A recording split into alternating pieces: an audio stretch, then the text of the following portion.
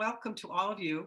Tonight, we're very excited to be hosting the Commonwealth Institute's In Conversation, excuse me, it's been a long day, with Joann Lublin and hosted by Katie Kempner of Kempner Communications. And many thanks to our presenting sponsor, Gunster's Women's Leadership Forum, and our partner bookstore, Books of Books. A few housekeeping notes that I've been asked to share with all of you. And number one, the program is being recorded. We will also be taking questions from the audience in the last half hour of the program. So I think you all probably know all this by now, but just in case, on the bottom bar next to chat, there's a box, next to the chat is a button labeled Q&A. Click it if I could read. And be sure to have your Q&A dialog box open so you can interact either by submitting questions or providing an upvote on a question. And note that we will be keeping an eye out for any questions that aren't really germane to the conversation tonight. We also will be monitoring the most upvoted votes to select which questions we will be asking Joann. And don't forget to use the chat function to connect with each other. And it's now my deep pleasure to introduce to you Amy Terwilliger, and I'm sure I did not a good job on that one, Amy, I'm sorry, shareholder at Gunster, and she will be introducing today's speakers. Amy is a business litigation shareholder at Gunster, and she focuses and specializes in professional malpractice. She's also a comedian and an improv actor and vice chair of the Gunster's Women's Leadership Forum. So with that, enjoy the evening, ask your questions, and get engaged in the conversation, and I'm turning it now over to Amy. Thank you. Thank you so much. I don't know how much comedy I'll work into these bios, but I am absolutely delighted to be here, and good evening, everybody.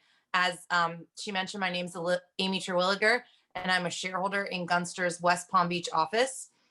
Today, I'm here on behalf of Gunster's Women's Leadership Forum, and we'd like to welcome you all to today's virtual discussion. Our Women's Leadership Forum is a firm initiative with the mission of advancing Gunster's dynamic female lawyers into leadership roles both inside and outside of the firm. Both the forum and the firm are committed to improving retention of talented women at every level and fostering a culture where diverse viewpoints are both respected and valued. The firm focuses on maintaining well-rounded attorneys, whether it be through dedication to our families or our non-legal passions, and that focus is continually shaped and promoted by the Women's Leadership Forum. Today, I have the privilege of welcoming our presenters, Katie Kempner and Joann Lublin. Katie Kempner is the founder of Kempner Communications, a high-end communications consultancy which specializes in the advertising and media industries. A frequent industry speaker and moderator, Katie is also the creator and host of Perspectives with Katie Kempner, a digital series that focuses on successful working women balancing busy lives. Joann S. Lublin is an author and longtime career columnist. She was management news editor for the Wall Street Journal, working with reporters in the US and abroad until she retired in April 2018. But she continues to speak about leadership, executive women, and other management issues. She created the Wall Street Journal's career advice column in 1993 and kept writing its Your Executive Career column until May of 2020. She shared its Pulitzer Prize in 2003 for stories about corporate scandals. Joann is the author of the popular 2016 book, Earning It, Hard-Won Lessons from Trailblazing Women at the Top of the Business World. She's here with us today to share some insights from her new book, Power Moms, How Executive Mothers Navigate Work and Life. Joann, we thank you so much for taking the time to share with us today. And without further ado, I'd like to turn it over now to Katie. Hi, welcome. I am so excited to be talking with you today, Joann, and to share with everybody. And I have a copy of my book right here with my signed nameplate. Everybody should get one of these. It's a terrific book, and I'm so excited to talk with you about it. So without further ado, not to waste any time, let's just start by asking you, why did you want to write this book? Well, this book is an outgrowth of my first book that you just heard about, which is Earning It. And for that book, I interviewed 52 high-ranking corporate executive women. most of whom had led a publicly held company. And when I looked more closely at those women's experience, I discovered that a majority had children. And among those who had become public company CEOs, the percentage was even higher. And that got me wondering, because I did not really look at their parenting status very intensely for that first book. It was just one chapter. It made me wonder, since all but one of those 52 women were baby boomers, what's changed? What's gotten better? And to what extent are women who are in their 30s and early 40s and who are moving into executive roles with children finding it easier than the women of my generation, the boomers, did? And so that was kind of the basis for reporting the book. I interviewed 86 executive mothers, of whom almost evenly split between those two generations. And then separate from that, I talked to 25 adult daughters of those boomers, because again, I was curious as to what was it like growing up as the daughter of a really high achieving executive mother. Well, that's something I love. As someone who has a high achieving mother who was a Head Start director for much of New Jersey, and also Wow. being a mother myself, can you talk a little bit about that dynamic and the tension between working mothers and their daughters? Well, I think there is tension between all mothers and daughters, whether mom works outside the home or not. And that is frankly part of growing up, is kind of learning how to leave the nest and establish our separate identity. I think what was particularly difficult for a number of those daughters that I met is that mom was larger than life. Mom was such a high profile executive. There was this one daughter whose mother was, very prominent, and the mother was invited to be the speaker at her high school graduation. And the daughter was really unhappy about that, because she kind of felt like that was her day and it was all going to be overshadowed by her mom, this high-powered publishing executive. And she herself, the daughter, was hoping to be recognized for her writing ability. She was doing poetry. As it turned out, she did get an award for her writing ability, and it happened on a different time than the actual graduation. But the other thing that was interesting as I spoke to these daughters is, as much it was difficult to come out from under the shadow of being the daughter of a power mom, that power mom ended up becoming their secret weapon when they entered the workforce. And lo and behold, guess what? Mom is not only highly successful in her career, but she's well connected. She knows how to network. She can open doors. She can actually coach you as her adult daughter about how to go through a job interview. And then when you get that first job, she's there anytime you want her, no matter how busy she is about a work crisis. And so what many of those daughters said was, as much as they might have struggled as teenagers, they came around, as a lot of us do when we enter our early 20s. And their moms ended up being great role models for them also as they were getting into their own work. Absolutely. Right.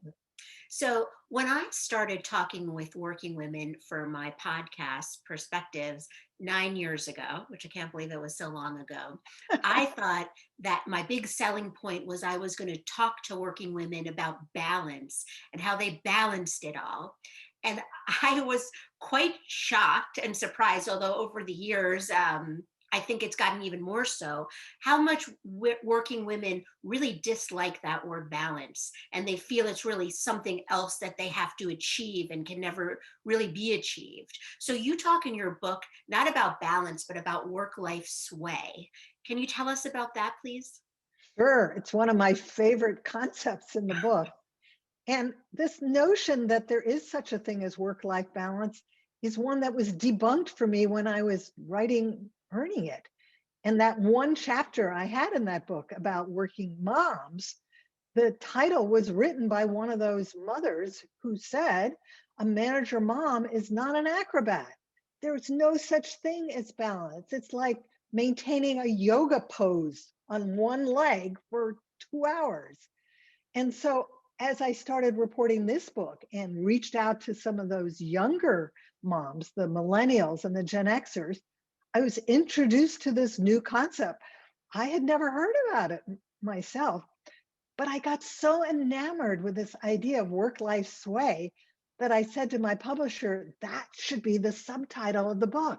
We can call it Power Moms, Secrets of Work-Life Sway. And the publisher said, no one will know what you're talking about. And so when I did my very first interview with one of those younger executive moms, she told me about it. And I said, okay, what is this? And the way she explained it is that it's this notion that there is no such thing as balance, that we recognize that when we have to be 110% there for work, we will do so. But if family needs intrude, we will go with the flow. We will sway and then be where we need to be for our family. Again, I found this a little hard to grasp, and so she gave me a great example. This happens to be a woman who is a senior executive at Philips, which is a huge auction house, very important job. And she was at work late one afternoon when suddenly a text popped up on her phone, and it was a live video from her childcare provider of her son taking his first step. And it didn't matter that she was at work because she could sway in the moment to be there and watch her kid, her first child, learn to walk. And it made me wonder, how many of those baby boomers, my generation, who thought they saw their kid take his or her first step, perhaps it wasn't. Maybe it had happened at the daycare center or in the childcare provider's home, and they had never been the wiser. They had never been the wiser, and then they had been there ever since. So that's the important thing. So talking about young mothers, this has been, and obviously, I was trying to, when I was going to write down the question for you, to say this has been an incredibly challenging time sounds trite almost, really. But this has been a really tough time for working parents, I think especially working mothers who are working from home. Are there some lessons that you can share with us for working mothers, especially with young children? Well, I think we have not really recognized only very recently how much impact this whole pandemic and being forced to work from home and also parent from home and also educate our children from home, what a huge impact that has had on women in particular. And so a lot of people talk about the fact that women are leaving the workforce and we should call this a she session.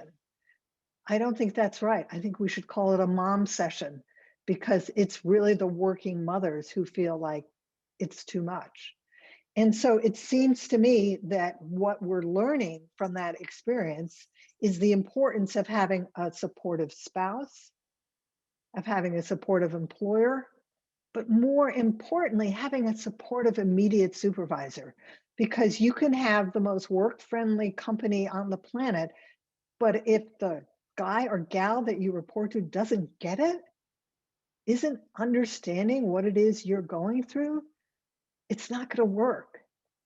And I think that's another thing. You know, there's a lot of hand-wringing that this whole pressure on moms to try and do too much and that is driving so many women from the workforce is going to set us back. And I think it well may undo some of our gains. But I don't think it has to be a career killer, all right? And I think that if you do decide to step out of the workforce for now, you should recognize that you can come back and you can maintain your presence through social networking, through maintaining your professional connections and making sure that you keep up to speed on the skills to the extent you can. And I think another thing that mothers with young children who perhaps feel like they have to either reduce their hours or stop work at the moment is find out if the company where you're now working has a returnship program. Mm-hmm. A lot of companies have put these in place in recent years. And the idea is to bring back people who've left the workforce for a variety of reasons. Some people do so not for childcare purposes. They've got an ailing, aging parent. And if there's not a returnship program, maybe propose one before you leave. So Those would be my ideas. great ideas. So years ago, when Ariana Huffington's book Thrive came out, I had the privilege, as I'm having the privilege now, to interview her for her book, for a book launch event. And one of the things that she said was that you must, I remember it so clearly, you must gently escort all of your digital devices, your phones, your iPads, your computers, out of your bedroom and leave them in another room at least 2 hours before you go to sleep, which felt like an incredible luxury that many women, many working women who feel like they need to be always on, which is part of this working from home thing, don't have the opportunity to do. How do you feel about women having to be always on? And are there ways where they can stay connected to work, take care of what they need to, but not always have this constant pressure of needing to check everything? Well, the always on phenomenon is part of a larger problem. And I thought the Atlantic magazine really summed it up very well. They talked about it as being a fact that we are a society that is in love with workism, work at all costs, even it means 24/7 is kind of our shrine at which we worship. And there's no one who that ethic punishes more dearly than it is working mothers. So part of that is this notion that we are expected to be always on. And frankly, if those are the expectations, then maybe you should not be working somewhere where you are expected to be always on, because it is going to kill you in terms of the stress. I That's think, I think what Ariana Huffington told you was a really smart idea. And frankly, when I asked some of the boomer moms about advice to these younger generation women as to what they should be doing differently, that was probably the most common refrain, which is do not be always on. Back in the dark ages when we didn't have easy access to work, when getting on the computer when you got home meant dialing up and kind of waiting for an hour to something to happen, it was a lot more difficult to work from home. But by the same token, it meant that women in my generation had to stay later at the office because you couldn't be always on. So there's a yin and a yang to this idea of being always available. But I was really saddened to meet so many of the younger women, the Gen Xers and the millennial moms, who not only kept their phones on the bedside stand when they went to bed, in some cases they slept with the phone under their pillow. No, that's not where the phone belongs. And I liked the stories I would hear about women whose household had a little basket right inside the front door where every member of the family had to leave their gadgets when they got home, especially if it was at dinner time, and they wanted to have interaction that was face to face, not face to screen. Yeah. And so I think one of the ways you can make sure you're not always on, and again, some of the younger power moms did this as well, is you buy a second smartphone. Mm-hmm.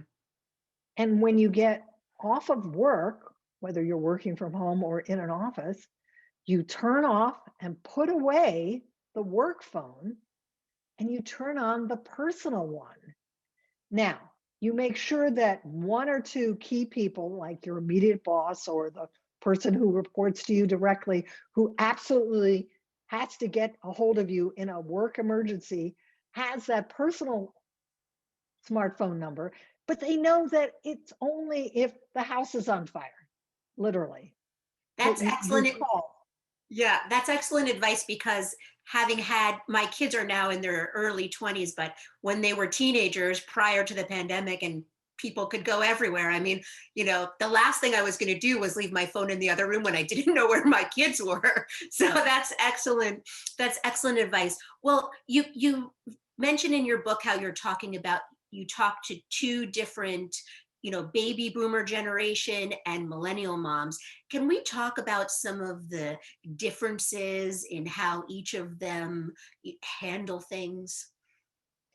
Well, handle things in general or handle parenting? Well, I guess do you feel the challenges are the same and they're handling them the same? I mean, the technology is different, but the Right. So, challenges are different now. well, the challenges are different in part because the technology is better. Yeah. So we can work remotely. We could have never had this nationwide experiment in working remotely if we didn't have the advances in technology. But at the same time, there are other things that have changed that are making it easier for women to be successful as executives and also as mothers. And I think the biggest change is the role of the spouse. They don't have to think about whether it is they are co-parenting, because in many cases, these younger executive mothers have established that as the given at the outset of entering into a long-term relationship with a partner or a husband as being something that will be co-parenting, and that it is not a given that mom is in charge of everything. But at the same time, they still deal with what some people call the mental load Mm-hmm. or the third shift.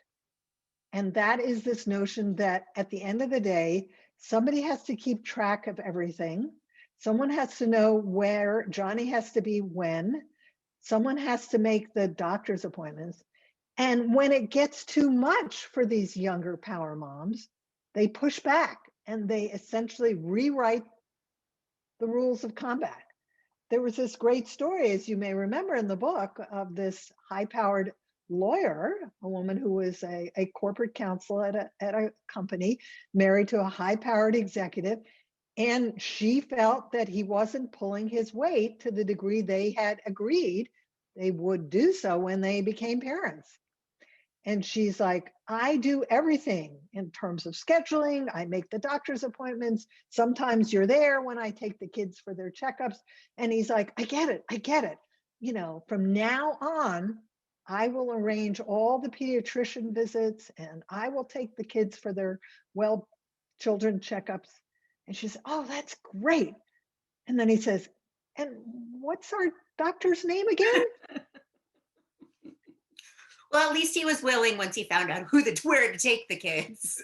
Right. So, well, let's talk about this. For all the employers that are attending this event, are there some innovative approaches for how companies can make work more workable for parents? Well, I think as a given, companies have to acknowledge the fact that parents don't stop being parents at the moment that they start working, whether it's in the office or at home. And by the same token, we don't stop being worker bees when we resume wearing our parent hat, when we go with the flow and work life's way into that other part of our lives. But the other thing, it seems to me, that employers also need to acknowledge when they are trying to attack this issue more broadly is, frankly, that the younger generations, the millennials and the ones that are coming after them, they want parent-friendly workplaces. And if they don't find that they are being treated that well, they're going to vote with their feet. The boomer generation of parents, and particularly of mothers, who were the first ones to get into senior level management, they often didn't have a choice because, frankly, most of the workplaces were not family friendly. So here in my head are three things that employers could be doing. And this is going to make work more workable for men and for women. You need to show empathy for the fact that there are unique demands facing employed parents, especially ones who are continuing to work from home. You need to be checking in with them frequently to find out, are we doing everything that is possible? And that may mean, for instance, establishing a policy for having protected hours during the day and giving individual employees, whether they're parents or not, the flexibility to choose what are those protected hours that are off limits to Zoom calls, to emails, to being texted, unless, again, the house is on fire. Secondly, trust these grown-ups to act like grown-ups. Don't just say, we have flexible schedules, you're allowed to work between 8 and 10 or 4 and 6. No, that may not be the time that is ideal for your working parents. So let individuals design their flexible schedules and also work where it makes the most sense for their family's needs. This is the other thing about the success with this work from home national experiment. There are surveys suggesting that the vast majority of employers are going to allow people to continue to work from home at least a couple days a week as offices reopen. But it seems to me the third thing that employers could be doing differently is taking a much deeper involvement and commitment to subsidizing childcare. You know, we're one of the few countries in the world among industrialized nations that doesn't have a national paid family medical leave policy and doesn't have federally or nationally subsidized childcare. And so it really falls on our employers to kind of pick up some of that slack. Did that answer your question? Very, very nicely. Thank you. But now on the flip side, in your book, you also discuss the importance of choosing the right employer. And as you say, you know, you have to find one that where you can flourish in a family-friendly organization. Can we talk about that a little bit, please? Well, again, you know, a lot of companies have come to recognize that a happy workforce makes for happy results on the bottom line. And also, the degree to which you have more women in senior management, companies also financially benefit. And so a lot of them are paying heed to the needs, but are not really putting their money where their mouths are. And so when you're assessing whether to join a company that at least seems to have, on the surface, be doing the right thing, you need to dig deeper. You need to talk to people not only who are working there, who are in the same circumstances as you are, and that could be through their working parents employee resource group, but I urge you to go out and try and find through LinkedIn and other sources alumni of that company or that organization and say, do they actually do what they say they're going to do? And then vote with your feet. If you go to work for such a company and it turns out to not be what you were promised, there are plenty of other places. Or in the case of many of those younger power moms that I interviewed, start your own business. And guess what? When you start your own business, you not only get to design those family-friendly benefits, you get to set the tone at the top. And that is really critical, not just the representation of women in upper management, but to what extent are the male leaders actually taking parental leave? To what extent are they talking about it openly? To what extent are they making that something that is expected behavior? And when you interview people who were working there or used to work there, find out if when people are ready to take parental leave, are they asked, when are you going out rather than if, especially of the men. Well, that's interesting. So if someone is not necessarily changing jobs, but, you know, have had the chance to re-examine their life during this pandemic and their career, perhaps with the focus on what they've learned from working from home, how can this become a turning point for them professionally without necessarily changing jobs? Well, I think the way it can become a turning point for you professionally without necessarily changing jobs is think about now that you've had this experience from working from home, whether you want to continue that arrangement, and how can you do it in a way that will also advance your career? Because the problem that, again, many women have long struggled with is that they are not always the best advocates for themselves when they're working in the workplace. They're not always effective networkers, and they're not always good at making sure that they've got allies and mentors and sponsors at different times and different points of their careers. And so one of the things I think is really important if you're going to continue working from home is learning about virtually networking. Not only arrange those virtual coffees with people who you want to stay connected with, but do them at strategic moments ahead of that meeting where your budget for your area is going to be discussed for the coming year. Pick out the key people who you want to be speaking up on your behalf and have that virtual coffee early, not later. And at the same time, make sure that you keep your immediate supervisor well informed about what you're doing to meet your goals, even if it means over communicating. I don't think you can, especially if you're working remotely, over communicate. And that's why it's important in times like this, especially all the time, but especially in times like this, to have organizations like TCI where you can turn to for mentorship. Yes. So, you know, I have a group of women that I like, including my friend from the Wall Street Journal, Suzanne Vernitza, that, you know, used to work for you, that we get together almost every Monday night still all through the pandemic, and people drop off and they come back, but it's so nice. That's the kind of thing also that you can do, is find a group of women that can be very supportive to you, right? And again, this is another really interesting shift between generations. When you're part of the trailblazer movement, that's really exciting because it's like the women who settled the West. You're a pioneer, you're breaking new ground.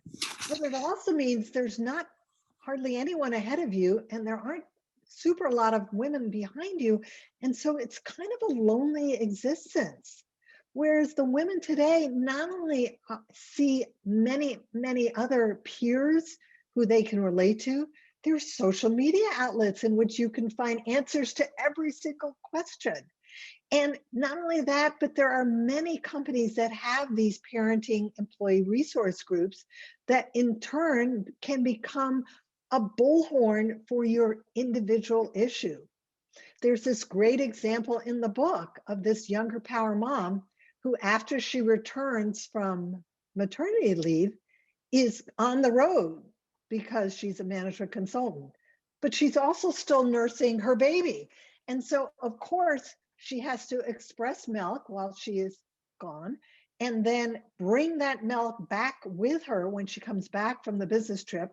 One suitcase in one arm is her clothing, the other suitcase is all these bottles of express milk. And if she's lucky, you know, she won't accidentally knock the suitcase open and lose 3 days worth of supply of milk.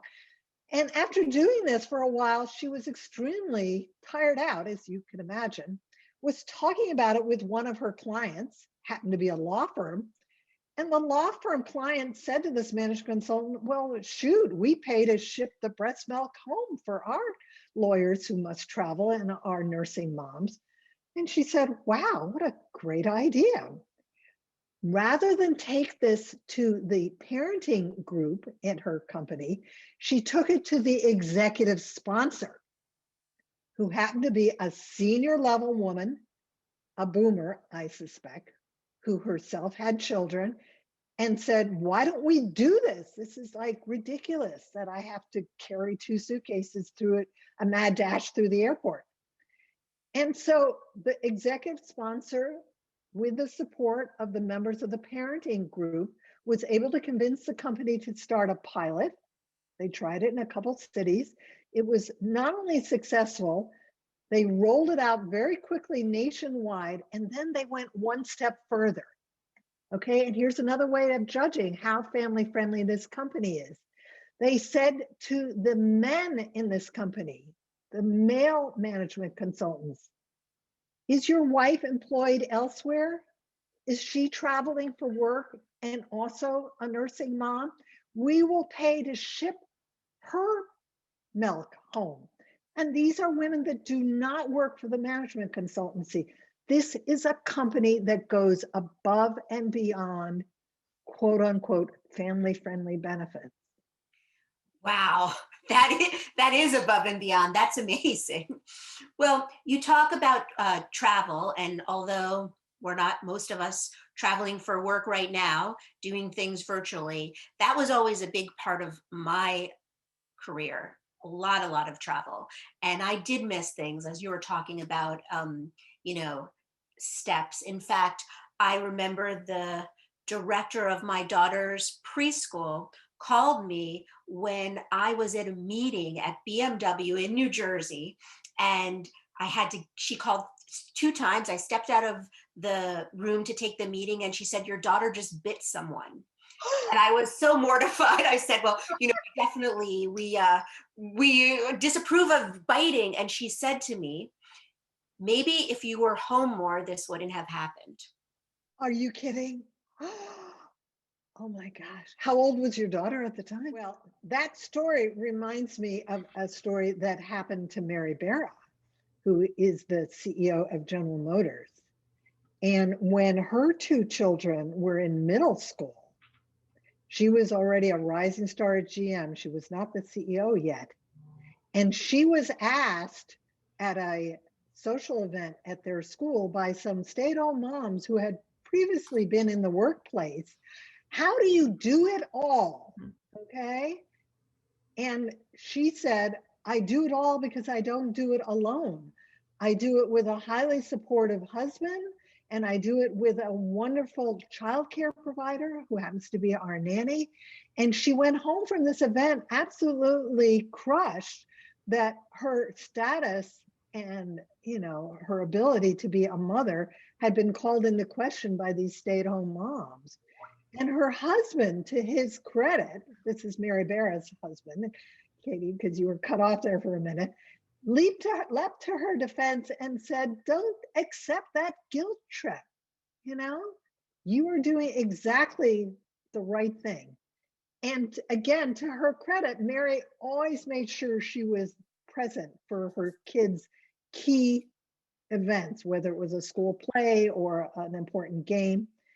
And to the question you had raised earlier, when she became CEO and was on overseas business trips, she did not turn off her phone, even though it was a huge time zone difference. And she didn't care if the kids forgot that it was 12 hours difference in Singapore and called her at 2 a.m. But this is from Bob Lamb of Gunster. I love your comments about work-life balance. Can you comment on the fact that women have been expected to maintain work-life balance, but men have not? Well, I am very happy to hear from you, Bob. We go way back.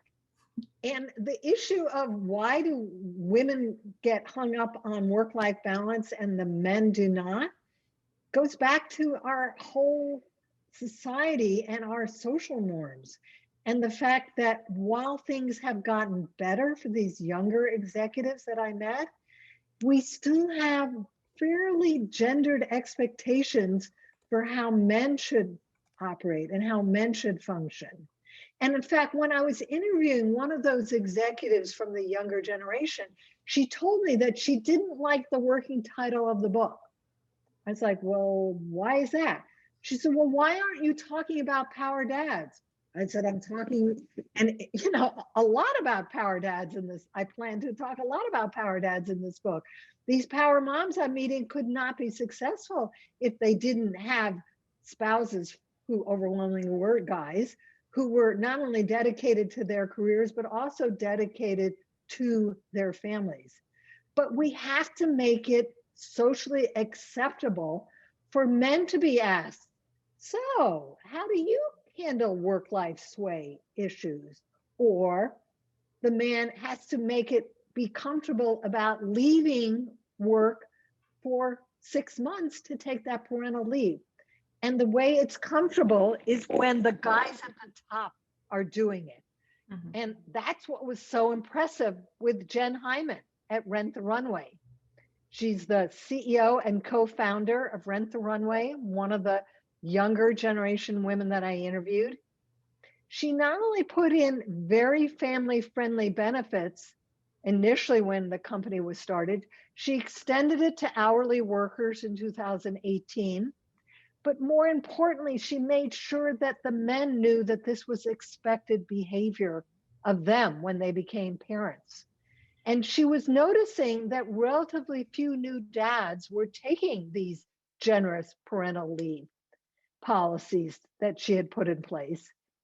And so when her male chief technology officer was about to become Rob, a father, she said to him, "You need to take the full lead and let everyone know that you're doing it." And guess what? After he came back, she said there wasn't a single new dad who didn't do the same. Yeah, that's amazing. So this is from Aida Sabo, who you interviewed from Parexel for the book. When you began to write this book and interviewed all the women, we had no idea of the pandemic. What's different from what you wrote? Like, what are some changes you're seeing because of the pandemic? Is it the same? And you did touch on this a little, but what are some changes that you've seen? Well, I think the most important change is this idea that, guess what? We can be productive and also work from home, but that at the same time, we have to be mindful of all these huge pressures that working from home with young children underfoot cause stress and put on parents. And I think the other thing is that the work from home experiment has been a great equalizer.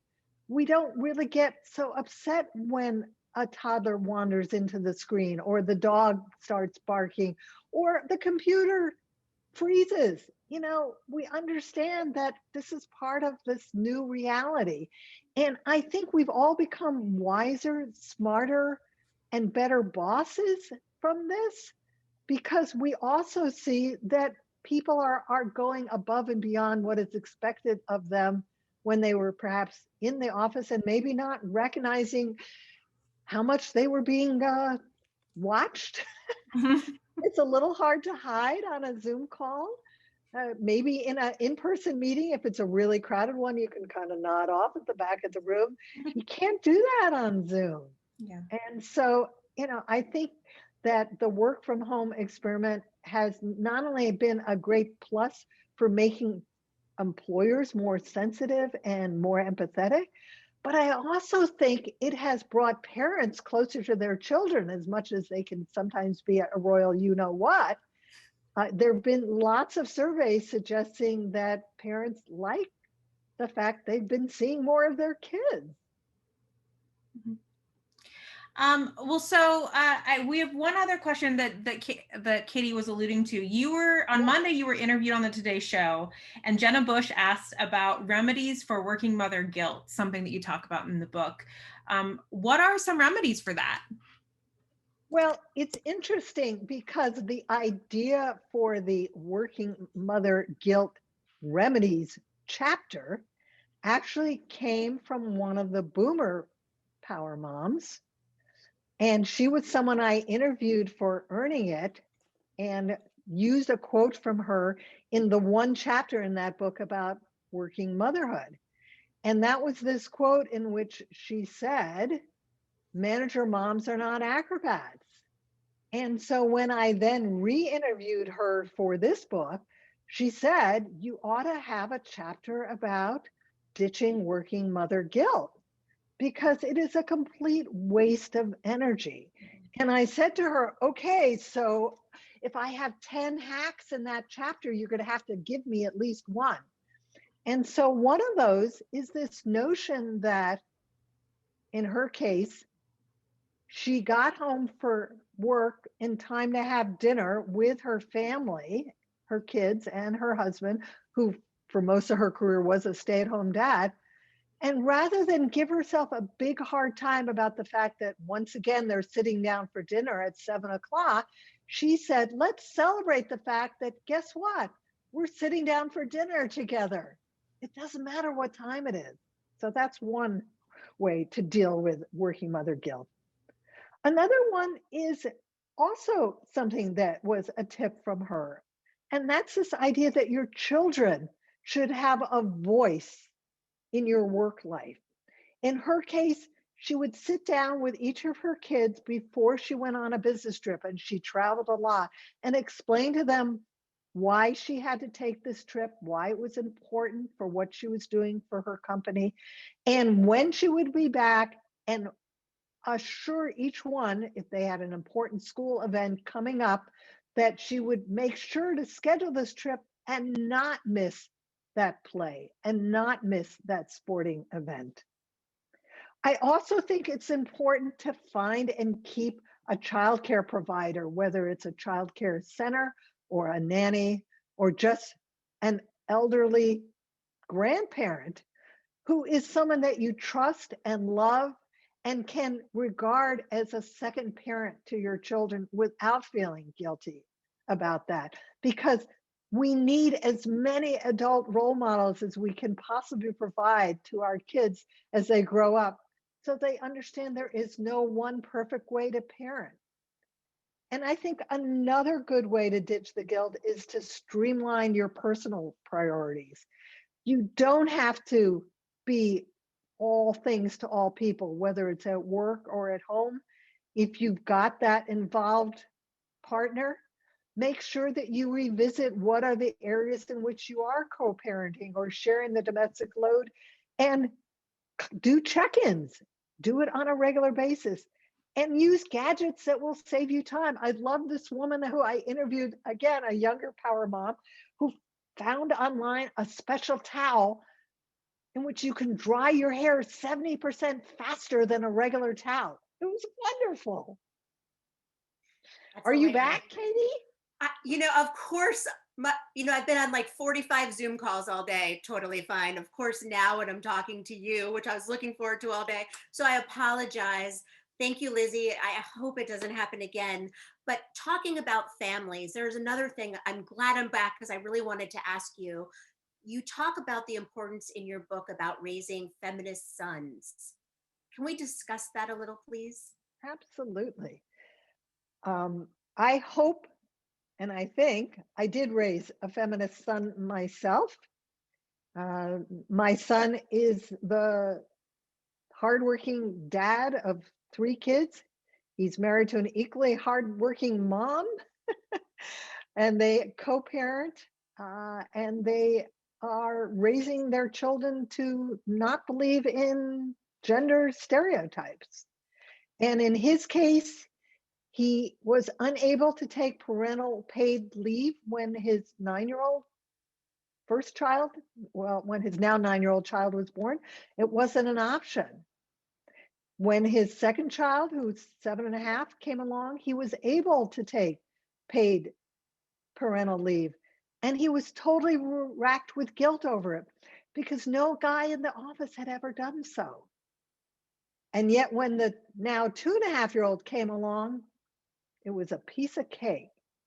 And I think only by raising feminist sons as well as feminist daughters will the whole gendered expectations and unconscious biases that we still struggle with and impose on men and women alike, will it change. And I love the story that is in the book involving one of those younger power moms, where she benefited from the fact that a man had been raised as a feminist son. This was a woman who attends her first meeting after being promoted to vice president at the company where she's working. And it's a long meeting, and she's the only woman in the room. And one of the older male vice presidents turns to this sole female vice president in the room and says, "Hey, could you check and see why lunch is taking so long?" It's not her job to find out why the lunch hasn't been delivered. And she is not really sure what to say because she's just been promoted to vice president and she's the only woman in the room. But to her surprise, one of her peers, a male VP who is her generation, pipes up and says to this older guy, If you care so much about why lunch is late, why don't you go find out? And so when she thanks this man afterwards, she discovers there's maybe a reason as to why he spoke up. It turns out his mom always worked outside the home when he was growing up, and she raised him to be a feminist son. Well, I hope I'm doing the same, that I did the same with my son. So I'd love to ask you one more question. Hopefully my computer stays working. And then we have some questions from Sure. everybody who's attending. You got cut off when you were trying to ask me about my marriage contract, so I hope that's what you want to ask me about. Well, I think the important thing, definitely reading about your marriage contract, was the way that you had decided on your career, right? On how you and your husband came to the conclusion that you were really going to be not allowed, but that you planned on focusing on your career, correct? Correct. Well, it's because I had a journalism career before I got engaged. I had started work at the Wall Street Journal, and then we got engaged about a year later. And so not only did I feel very committed to my journalism career, I also felt very committed to keeping my name after I got married. And this did not go over very well with my husband to be. And so I said to him, that's fine. If you think no one will know we're married, let's hyphenate our names and then we'll be equally recognizable. And he pushed back and he's like, but then I would have to change my name. Duh. At that point, I realized we needed to put something in writing here in which he would not only recognize my legal right to keep my name after marriage, but that I in turn would give and take. And so in our marriage contract, he does accept that. And I said in turn that I would accept that if we had children, they would have his last name, but my name as their middle name. Okay, well, on that, here's a question. There are so many things that men can do but don't to help the women in their work lives and their personal lives. What are 2 or 3 pieces of advice that you could give to men to make these women's lives and careers better? Talk to them, whether it's women who work for you or it's the woman you happen to be married to, and talk to them frequently in a informal and non-threatening manner to find out where they're at and what it is that is working and is not working. And in the case of your spouse, your wife, it wouldn't hurt to have regularly, as one couple in this younger generation does, strategic planning sessions every quarter. They sit down, they sit side by side at the kitchen table, and they look at how things are going as if you would in a work situation. What's going well and what's not going well in our marriage? What's going well, what's not going well, and how we're trying to parent? What's going well and not going well, and how we're trying to run this household together? And when I then circled back to a couple of those younger power moms after COVID hit, and they were suddenly not only working from home, but also educating their children at home, in at least one other instance, they also were doing the same kind of check-ins and scheduling.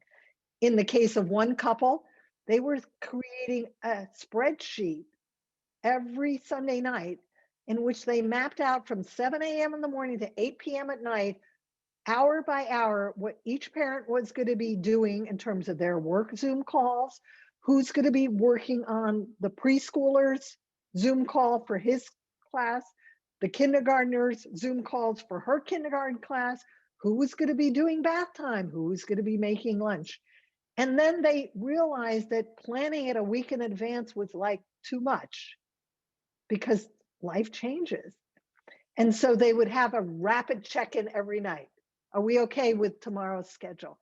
And if you communicate and you show your empathetic listening skills, you're going to have a great relationship with the women in your life, whether it's at work or at home. Because as you say, and as you say in your book, as you say with your marriage contract, as Sheryl Sandberg said in Lean In, it's so important who your partner is on this journey of being a parent, and especially a working parent. So, okay, here's another one. So thank you for your insights tonight. Oh, it doesn't say who it's from, but what was your reaction to the Wall Street Journal op-ed that told the First Lady to drop the doctor from her name? What does that say about how society treats driven, high-achieving women leaders? I have to say I was deeply not only disappointed, but hugely embarrassed to read that, especially when it turned out that the man who wrote that had no academic credentials to speak of. He had a bachelor's degree. And I think the outpouring of resentment and criticism that that piece brought upon his head also spoke volumes, because it wasn't just women who were objecting to how she was being treated. There were men who also stood up for her.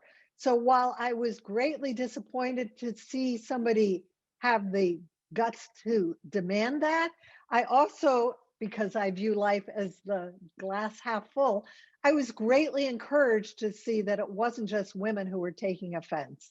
Yeah. But it frankly, brought back the memories I had when I interviewed to join the Wall Street Journal. This is 1971. I was just getting out of graduate school at Stanford. I had been a summer intern at the Journal, so I was familiar with the Wall Street Journal. But I also was familiar with the editorial page and the fact that I did not agree with the editorial page. And I said at the end of my job interview with the hiring manager, and I was going to be the first woman hired as a full-time reporter in the San Francisco bureau. I said to my hiring manager, will my stories be slanted to agree with the editorial page? Because I don't always agree with what I read there. And he said, Joann, the day that happens, you put on your hat, I'll put on my hat, and we will walk out of this office forever. And my stories were never slanted to agree with the editorial page. And in fact, I felt there was a great, wall between the editorial page and the news department, except when it came to op-ed pieces that I wrote. And over the course of my career at the Journal, I wrote many, many first-person essays about all kinds of decisions affecting me as a working woman and affecting me as a working mom. I even wrote an essay long before I ever had a child about the fact that I really wasn't sure I wanted to be a mother. I could not envision at that point, and this was the late 1970s, how I could work and also have a child. For us again. Another question from the audience. From your observation, what is an overarching habit and or quality of successful working moms? I think the overarching habit or quality of successful working moms is a sense of humor.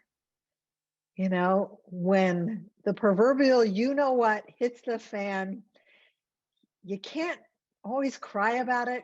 You have to laugh.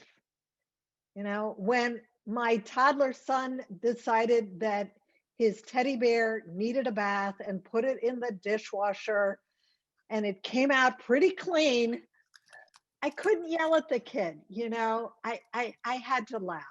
And I do think that these women have a great sense of their own self-worth.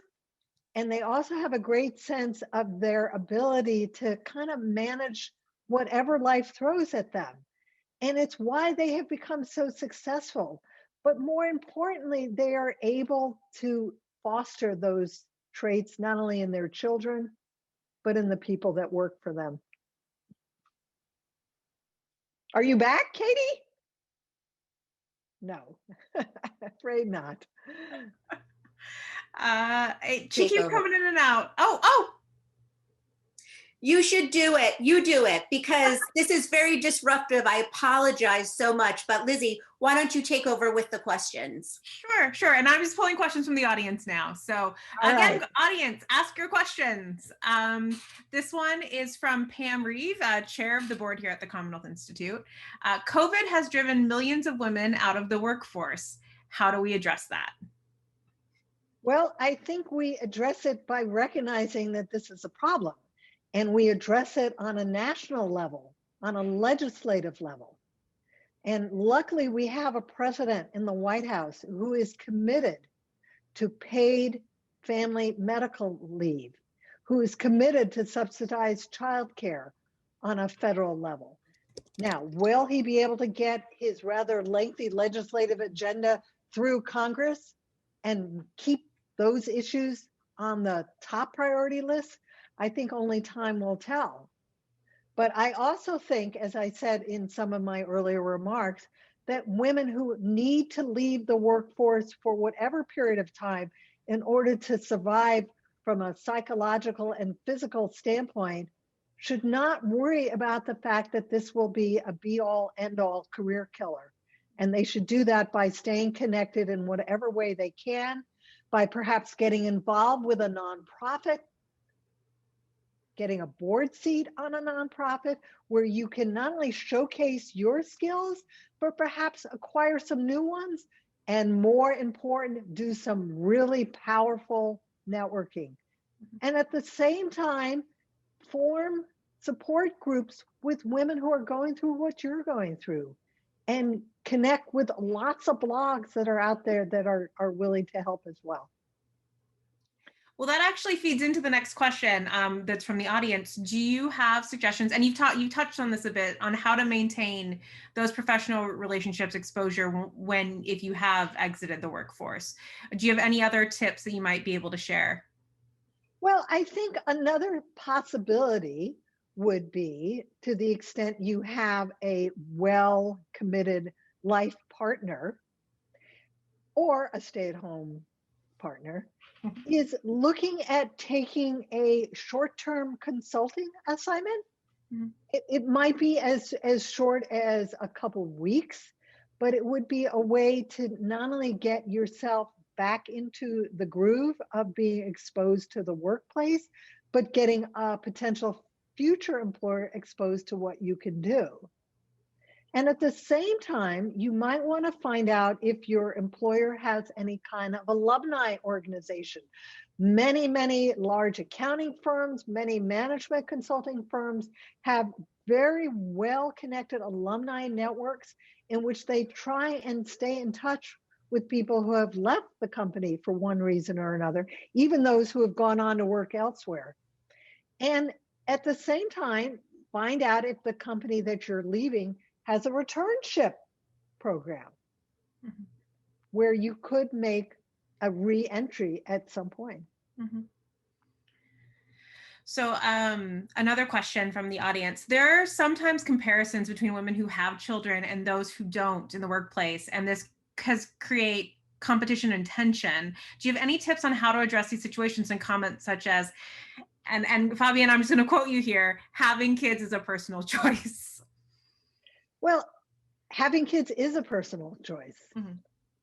But on the other hand, there are many people in the workforce who choose not to have children or cannot have children. And frankly, they should not have to bear the burden of the work to accommodate the needs of the working parents.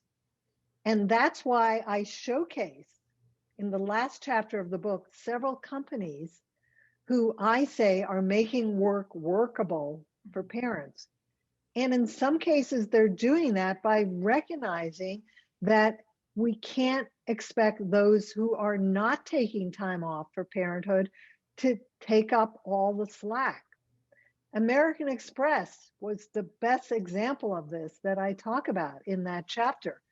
And what they do is they offer supervisors who are experiencing working parents taking that 20 weeks of paid leave, the opportunity to bring in temporary additional staffing, and they give them the money to pay for those short-term replacements to fill in some of the gaps so we don't all, those of us who are not parents, feel like the burden shifts to us. Great. So I guess another question that's related to that. So you've talked a lot about what companies are doing to get it right. Is there anything else in addition to American Express, what are some of the companies that are getting it right now? Well, I think there are a lot of companies that are doing it right. And in many cases, they're ones where the tone at the top is being set by the male CEO. Mm-hmm. And the male CEO is taking new parent leave. The male CEO is promoting women into senior management. The male CEO is showcasing not only those women, but he's showcasing male executives who are imitating the role model that is being set by the CEO. And then they're going above and beyond in terms of accommodating the needs of working parents. One of those companies is PwC that I highlight in that chapter. And PwC was a big pace setter in terms of trying to meet the needs of working moms. Way back in 2008, they put in a mentoring moms program. And it was the idea of a woman who had come back to work after having kids. And the whole idea was to assign senior level women who had had children to be a mentor to women who were thinking of having kids, women who were about to go out on maternity leave, and who, again, coach them as long as they needed after they returned from that leave. And when you look at what is PwC done during the pandemic, they're also pace setters. They're one of those companies that tell their employees it's okay to have a protected period of time during the day. It's okay to reduce reduce your work schedule, and we will continue to pay part of your salary. It's okay to come back to work after parental leave on a reduced schedule, and we'll pay all of your salary. And so there are lots of things that companies could be doing if they would just ask their employees what it is that we're doing well, what it is we're not doing so well, and what are some other things we should be doing differently. Well, so there is a day somewhere in the future where parents are going to return to the office. Right. Do you have any, and we don't know when that is, but sometime soon, any tips on how parents can navigate that? Well, they're going to navigate it the way those people who are not parents navigate it, but with a lot greater difficulty. Mm-hmm. Because frankly, if they have to return to the office 100% and the work from home experiment has been completely ended by their employer, and yet they have gotten used to it and actually like it, it may be time to brush up and update their LinkedIn profile and their resume and start looking about working somewhere else. Because I really do think things have changed permanently to a different kind of workplace where not everyone is going to be expected to be working 100% of the time in the office, and where we are going to be able to advance our careers working part-time or even full-time remotely. And some of those younger power moms that I met and completed all these interviews long before the pandemic were already in executive roles and working remotely 100% of the time. And they were getting ahead in their careers. So another question, have the women that you've talked with found that being a working mother has actually benefited them or brought in customers' work? Deborah Gilman says she thinks that her career as a psychologist who owns her own practice, where a lot of referrals come from circles I run in with other moms, and she has colleagues who are lawyers who experience some similar things. Moms trust moms for some of these more intimate relationships. Do you have any thoughts on that? Well, obviously that's very relevant in her practice, but more broadly speaking, I believe that parenthood, men and women alike, make us better bosses. Mm-hmm. And I devote an entire chapter of the book to that issue. And I look at it from both ends of the spectrum. So to the extent that we have children and then get promoted into a supervisory role, what have we learned as parents that make us better supervisors? Well, we've certainly learned how to multitask. We've certainly learned how to delegate. But more importantly, I think we learn patience. And more importantly, I think we learn to be empathetic listeners as parents. And that becomes hugely important once we enter into management. If we can't delegate, if we can't multitask, if we can't walk in the shoes of the people that work for us, literally, the way we've learned to walk in the shoes of our little kids at home, we're not going to be good bosses. But at the same time, we have to be patient that not everybody is going to move at the pace that perhaps you did when you were just an individual contributor. And you have to step back and not micromanage. Just like we have to let our children grow up and find their own way in the world. As we were talking earlier in the conversation, Katie and I, as much as we might want our sons and daughters to be clones of us, they have to be their own true selves. Mm-hmm. So an anonymous question from our group: what do successful power moms do when they feel exhausted and drained from trying to do everything all the time? Are there things that they do by and large that are successful? Well, I think one of those 10 hacks that I talk about in that particular chapter is a really great answer to that question. Mm-hmm. And this is a power mom from the younger generation who makes sure that she has a special time for herself every Sunday. It's a couple of hours, but she has absolutely no guilt attached to it because, and at the point when I spoke with her, she had just one child. That's daddy time for her son. And she gets to do whatever she feels like doing. And of course, at the time when I was talking to her, that meant she could meet her girlfriends for brunch, or she could get a massage, or she could just go to a park and read a book. And she said that she felt so refreshed mentally, emotionally, physically, by knowing that she had that special time that enabled her to be a more effective CEO. I, as a boomer power mom, never put in place such, a rigid arrangement. But I do remember one moment when our son was a toddler and I decided I really needed some time alone. He was playing with his dad. Everything was totally under control. And so I went and took a bath. And he suddenly discovered that mom wasn't in the living room anymore and comes pounding on the door. Bang, bang, bang. Mommy, what are you doing? He said. And I said, I'm having some me time, Dan.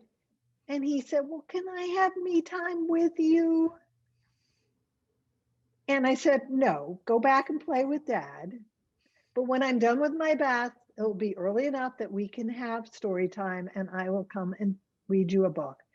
And so many of these executive mothers understand the importance of self-care. Mm-hmm. And at the end of the day, if we don't take care of ourselves, we can't take care of others. And too many women in particular, think self-care means selfish care. Mm-hmm. Caring for ourselves helps us care for those we love. Mm-hmm.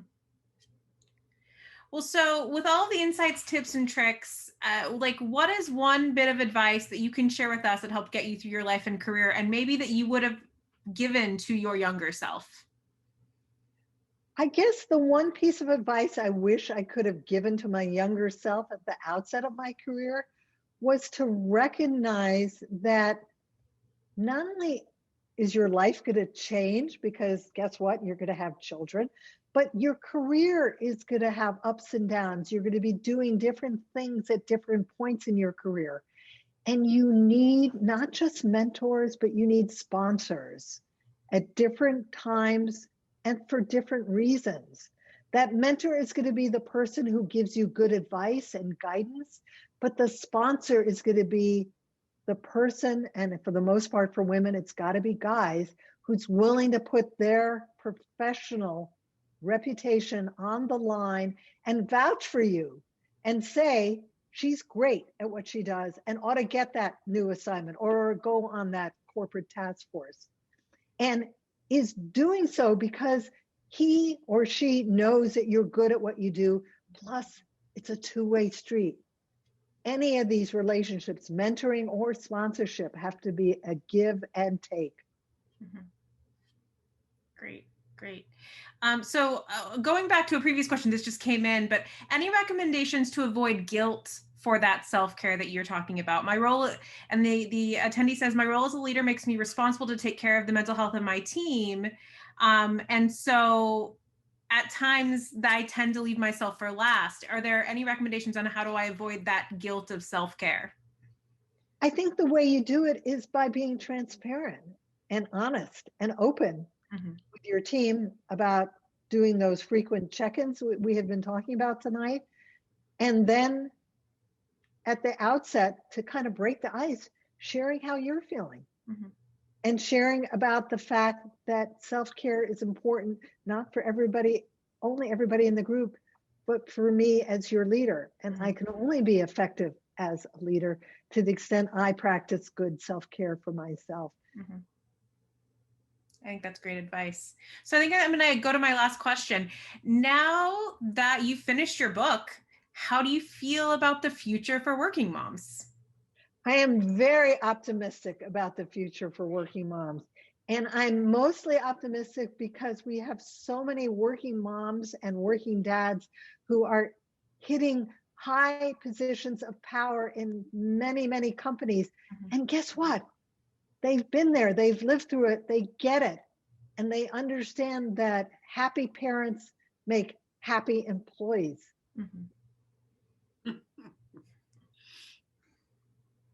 Well, great. Well, thank you again. Thank you so much for joining us today. And thank you to the audience and for going with the flow a bit with us. And Katie, thank you for being here. I'm sorry you had issues. I know Bob Lamb really wants to be able to hear the rest of your story. So hopefully we can facilitate that some way when the technology gods are with us. And so with that, I want to hand things back over to Elizabeth Heiler, our executive director. Thank you very much, Lizzie, and thank you, Joann. Really great conversation. I found myself, as usual, taking notes. If Pam Reeve is still on, she'll appreciate this, and I'll bet you $100 we have the same notes. But in any case, I wanted to just feedback to just a couple of what I would call words of wisdom that I want to make sure got reinforced by your conversation tonight. And the first one was, you don't always have to be on. And I just love that because I think many of us suffer from that. So, get a grip, take a perspective. It's like, you don't always have to be on. And be strategic and engaged when you're thinking about how to keep in touch with people and in your virtual networking. And 3 cheers to that sentiment that I do it all because I don't do it alone. And I think that is just so important. It goes back to don't always have to be on. It's all about being authentic and transparent, and the importance of self-care. We all feel guilty, but it's okay to go get a manicure. It's okay to go take a walk. I think that's what I keep telling myself, although I haven't one in months. And the importance of mentors and sponsors for all of us, no matter where you are in your career. That is just so key to keeping your perspective, keeping your equilibrium, making sure you're not beating yourself up. And that one of the big things at the end you talked about, working from home has been the great equalizer. And we have proven we can all work virtually and be very effective and communicate with each other and get to know each other. And yes, you can advance your career or in your career in a virtual environment. So there are lots of lessons learned here tonight and all sorts of great tidbits, but I really wanted to thank you. And I'm sure there are many others that came out, but since I'm the closer, I want to just point out what I picked up, which was really great. Really, really great.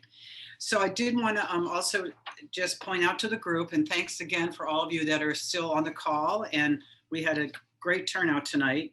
And the first 50 registrants who attended tonight will receive a copy of Joann's book, Power Moms. Thanks to Gunster for the support tonight. And you will be notified in the morning if you were one of the first 50. And if not, don't forget to purchase a copy of the book. And the link to doing that will be dropped into the chat if it hasn't been already by Lizzie. But again, Joann, thank you so much. We really enjoyed the opportunity to get to know you and hear more about your background, your career. And I can't thank you enough. And on behalf of Commonwealth Institute, we say TCI, but I want to make sure everyone knows Commonwealth Institute.